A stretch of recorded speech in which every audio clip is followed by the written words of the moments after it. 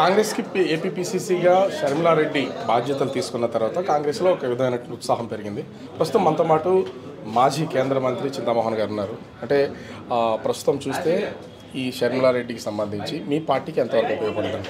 మా పార్టీలో వాయిస్ పెరిగిందే. విజయవాడలో మొన్న ఆయన వస్తూ ఉంటే పోలీసులు డిస్టర్బ్ చేశారు. డిస్టర్బ్ చేసినప్పుడు మా వాళ్ళు ధర్నాకు దిగారు ఫస్ట్ టైము సిటీలో. మరి వాళ్ళు అన్న మాటలు నాకు ఇప్పటికీ గుర్తొస్తూ ఉన్నాయి. పోలీస్ డౌన్ పోలీసులు నశించాలి అని అన్నారు. అటువంటి వాయిస్ అంతకుముందు లేదు. షర్మిలమ్మ వచ్చిన తర్వాత వాయిస్ పెరిగింది పార్టీ క్యాడర్స్. అంటే ఇప్పటి వరకు చంద్రబాబు, పవన్ కళ్యాణ్, లోకేష్ వీళ్ళు మాత్రమే జగన్ రెడ్డి అంటూ సంబోధించారు. ఫస్ట్ టైము మొదటి రోజే వైఎస్ షర్మిల జగన్ రెడ్డి నువ్వేం అభివృద్ధి చేసావు అన్నావు. అంటే షర్మిల వల్ల వైసీపీకి ఏమన్నా ముప్పు వాటిల్లే అవకాశం ఉందా? మీరేం భావిస్తున్నారు? 100% ఆయన డౌన్ఫాల్ స్టార్ట్ అయిపోయింది. ఎప్పుడో స్టార్ట్ అయిపోయింది. ఆయన తీసుకొచ్చినటువంటి నిర్ణయాలు, అంగన్వాడీ వర్కర్లను కొట్టడం, మరి అంతేకాదు మున్సిపల్ కార్మికులు, మరి ఉపాధ్యాయులు, అడ్వకేట్లు అందరూ ఉద్యమాల్లోకి వచ్చేసారు. బాగా పతనం ప్రారంభమైపోయింది. నాకు డౌటు రేపు ఆయన సొంత పులివెందల్లో ఆయన గెలుస్తాడో లేదు. అంటే కాంగ్రెస్ పార్టీకి ఒకప్పుడు కేంద్ర మంత్రిగా మీతో పాటు పనిచేసినటువంటి చిరంజీవి లాంటి వ్యక్తులు ఇవాళ ఎక్కడో వెనుకున్నారు, పార్టీకి ముందుకు రావట్లేదు. అలాంటి వాళ్ళని ఏమైనా ఆహ్వానిస్తున్నారా? ఇప్పుడు వచ్చే అవకాశం ఏమన్నా?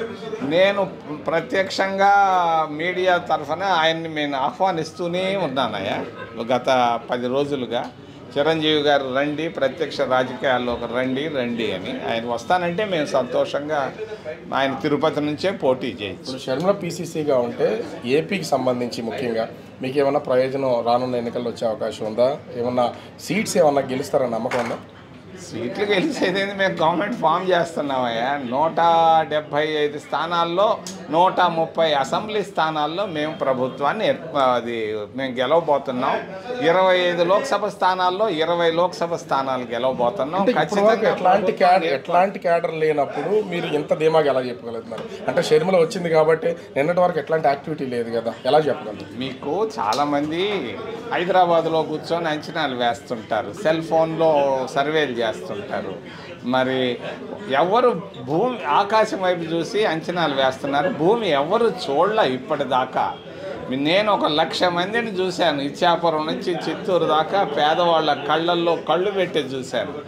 వాళ్ళల్లో చాలా ఆవేదన ఉంది. గత 10 సంవత్సరాల్లో చాలా నష్టపోయాము, మా కాళ్ళు మేము నరుక్కున్నామన్న ఆవేదన వాళ్ళల్లో కనిపిస్తూ ఉంది. ఎస్సీల్లో గొప్ప గుబులు మారైంది. అందరూ 100% కాంగ్రెస్ పార్టీకి ఓటైపోతున్నారు రేపు రాబోయేటువంటి అసెంబ్లీ ఎన్నికల్లో.